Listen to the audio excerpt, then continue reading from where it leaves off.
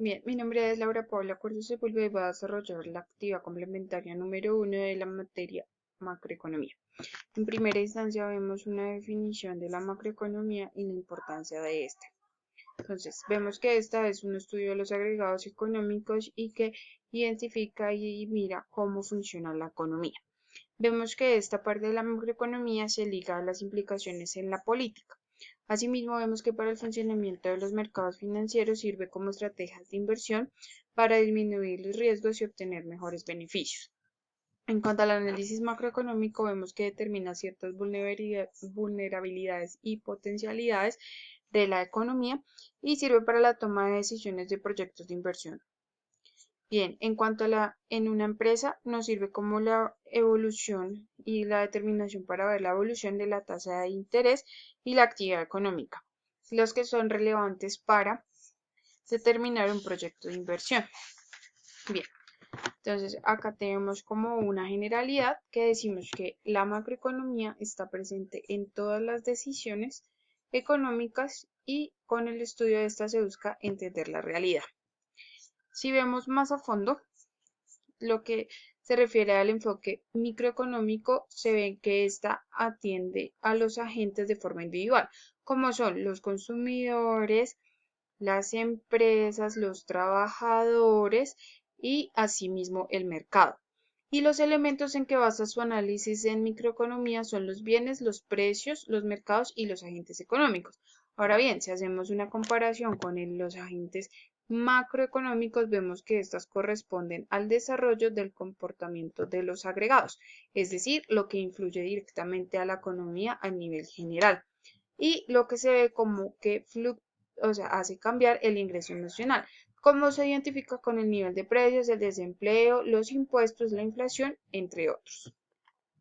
Bien, continuando con la actividad, ahora vemos la evolución de la teoría macroeconómica a través de una línea de tiempo.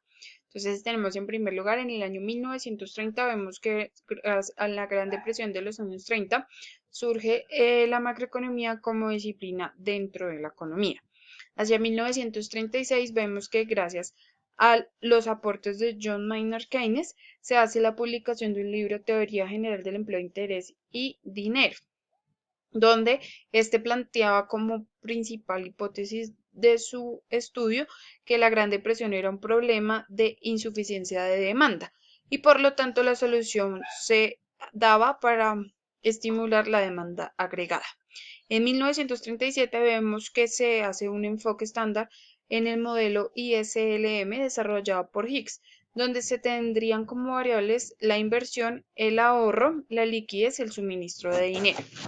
Hacia los años 1970 vemos que termina la dominación de la macroeconomía keynesiana a principios de esta década. Y en el desarrollo de los años 70 como tal, vemos que Robert Lucas junto con otros economistas cuestionan la macroeconomía keynesiana, argumentando que era esencial incorporar la formación de expectativas en el análisis macroeconómico. A este desarrollo se le conoce como la revolución de las expectativas racionales. Hacia los años 1980 se ve la existencia de amplias bases de datos y resolución de problemas teóricos que permitieron realizar importantes avances y contribuciones empíricas a la teoría que se estaba implementando. Hacia el año 1982 vemos que se desarrolla el ciclo económico real, que es una idea desarrollada por Kailan y Prescott, donde se plantean unos modelos de equilibrio sin imperfecciones que se pueden dar cuenta para ver las variaciones y fluctuaciones económicas. En el año 1991 vemos cómo se hace la nueva teoría de una nueva síntesis neoclásica, donde lo que se busca es implementar modelos para realizar proyecciones y análisis de políticas, siguiendo con la tradición keynesiana. Asimismo, se consideran rigideces de los precios, pero con modelos de expectativas racionales, que era lo que habían planteado Robert Lucas y otros economistas hacia los años 70, con un comportamiento dinámico de los agentes económicos y en un contexto de equilibrio general. Hacia 1997 vemos que Taylor plantea principios básicos en el funcionamiento de la economía, donde nos hace énfasis en el crecimiento del producto, a largo plazo, es decir, que si el crecimiento del producto depende del crecimiento de la productividad y la acumulación de factores. Asimismo, nos hace relación del trade-off entre inflación y desempleo a largo y corto plazo. Bien, vamos a explicar un poco qué es lo del trade-off. El trade-off es, digamos, tengo dos componentes, A y B. Para conseguir algo más de A, debo sacrificar algo de Y. Eso es más o menos la relación que maneja el trade-off. Entonces, Taylor planteó que el trade-off no existe entre la inflación y el desempleo a largo plazo. Es decir, que en el largo plazo, mayor o menor inflación no tienen impacto en el desempleo. Sin embargo, dice que existe trade-off entre la inflación y el desempleo a corto plazo. Por lo general, una reducción de la inflación requiere una reducción a nivel de actividad, por lo cual influye directamente en el empleo y provoca pues, un desempleo si hay disminución de la inflación.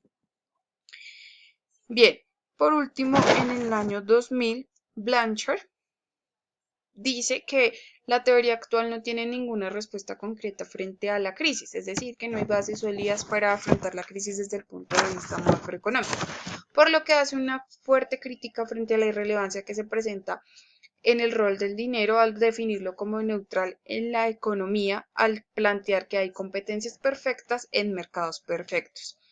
Asimismo, plantea algo que dice que todo se dejó en función del mercado y así la función analiza cómo la participación financiera pasó del 9% del Producto Interno Bruto en 1980 al 40% del Producto Interno Bruto en 2007. Muchas gracias.